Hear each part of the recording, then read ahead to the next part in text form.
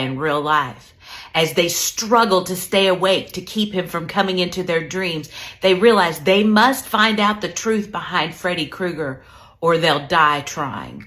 This movie comes amid a slew of slasher movies of the 1970s and 80s, but this had a fresh perspective. This was a serial killer that could come into your dreams and kill you in your dreams. How frightening is this to a teenager when everyone has to fall asleep, and while you're asleep, no one can protect you. There's no one there to save you. No one's coming to help. This terrified me as a child. And Freddy Krueger as the villain is terrifying. If you've seen the other Nightmare on Elm Street movies, you might see Freddy as more of a comic relief with his one-liners and his quips that he makes towards people. But in the first movie, he's not like that. He's much darker. In fact, he rarely appears on the film at all. He sits in the background, ready to take the kids one by one for vengeance for what happened to him. I can remember watching this movie as a kid, and it terrified me because eventually we all fall asleep. You can't get away from it. Your body's going to get tired and you're going to fall asleep.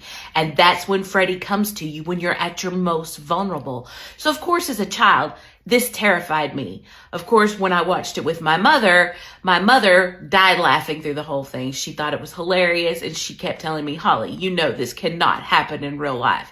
But when you're a kid, you don't really think that. I also remember watching this movie as a teenager and I was eating a frozen spaghetti meal. And it was at that part where Tina is in her dream and she's getting ruthlessly murdered. And my sister comes and stands by me and she looks down at my meal and she looks at the screen at what's happening to Tina and she looks at me and she goes, kind of looks like Tina, doesn't it? I have never eaten another frozen spaghetti meal the rest of my life. So thanks, Christy. This movie brought life to a genre that was getting overkill, frankly, with this new killer and a new way of killing people. I gave this movie 4 stars on Letterboxd.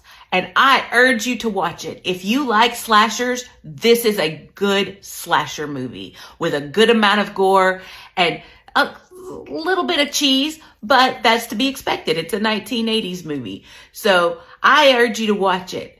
If you've seen it, leave me a comment and let's discuss it. Also, don't forget to hit that like and follow button for more horror content.